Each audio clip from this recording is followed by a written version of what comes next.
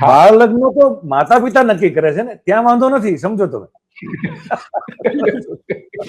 એટલે સાસુ ના કહી શકે, વહુને ના કહેવાનો અધિકાર નથી. પણ મૂળ વાત, આખું મૂળ બીજું છે દિલીપભાઈ અને ભાઈ, આજે ચર્ચા આપણે માંડી છે ને, આ સરકાર એ મુદ્દાઓથી લોકોને દૂર ભમાવા માંગે છે. અત્યારે મુદ્દા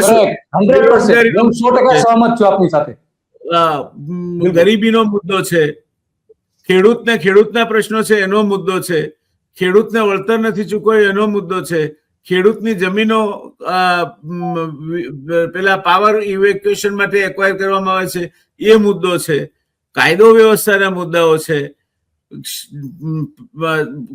નબળી બાંધકામની ગુણવત્તાના કારણે ગુજરાતમાં છેલ્લા 2 વર્ષમાં 2 ડઝન જેટલા પુલો તૂટી પડ્યા છે એનો પ્રશ્ન છે.